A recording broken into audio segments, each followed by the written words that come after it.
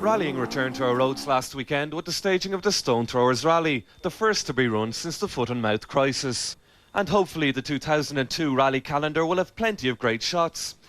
Clerk of the course Michael Boland had secured 2 very fast stages, and local superstar Frank Marr headed the field in his state-of-the-art Ford Focus WRC, and he was one of the pre-race favourites. Yeah, I feel very confident. We've done a good recce out there. The car is very good. We haven't really driven it properly since Cork 20 last year. This is the first real tarmac rally this year, and we hope to do very well, get through the first 2 stages, get settled in and see how the thing goes. Frank, with his brother Michael calling the notes, were on the pace from the start, as we can see from the microcam. Over brow, through junction, left, through dip, sudden right 3, over brow, sudden left 3, cut right into, right 3 over brow, sudden right, left 3 plus, keep out, into, left 4 at gate, right into, right 2, and left 3 over crest 30, small gravel, right 5 at fence. Peter Herson in the Celica didn't have much luck with him. He was to crash out on stage 2. Eamon Boland and Anthony Nestor in their WRC Subaru were delighted to be back on home ground. National Rally champions Paul Harris and Eugene O'Donnell set a blistering pace on stage 1 with a time of 9.06.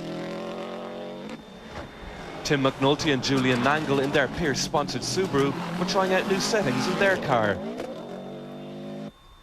Daniel and Michael Doherty in their Keystone World Rally Subaru had a bad start to the rally as their battery failed on stage 2. Michael Barrable and Dermot O'Gorman in their Toyota Celica enjoyed every minute of these stages. Better blindsman George Cullen in his Toyota was on form, as we see from the microcam, but his luck ran out on stage 4 as he clipped a bank.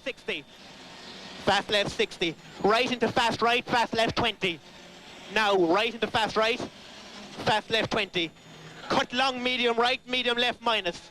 Now, medium left minus. Easy right 20. Caution, slight left over crest braking and turn 90 left. Turn 90 left.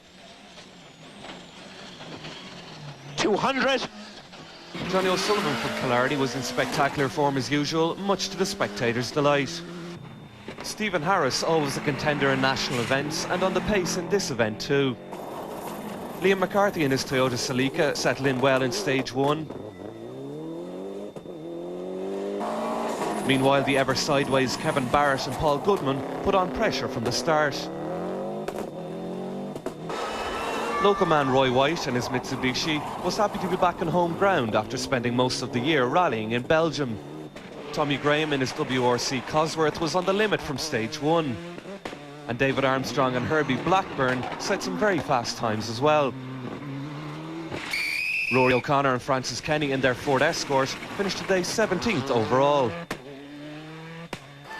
Local boys Kieran Malloy and Brian Boland in their colourful Evo 6 had a great day's drive. They finished 9th.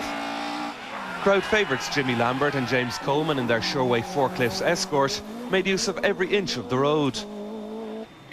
Patrick Elliott in the ex-Daniel Doherty Subaru was getting to like his car more with every stage mile. Another local man, Andrew Fanning in his Esso-backed Puma, thrilled the crowds with his superb driving on the day.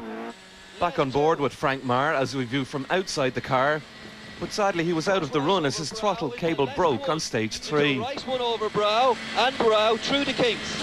Right 1 through the kinks and don't cut the left 3 into. Brow, right 3 and sudden long right 4 over bridge bump. A superb drive from Michael Barrable took him to 4th place. David Armstrong took home his Ford Escort in a brilliant 3rd place. Waterford man Eamon Boland was delighted with his effort. He took 2nd.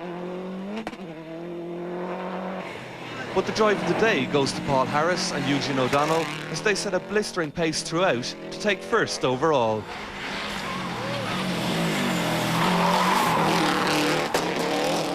Brian O'Donnell, TV3 Sport. To racing finally, and there was action here at home this evening at Cork, and we can give you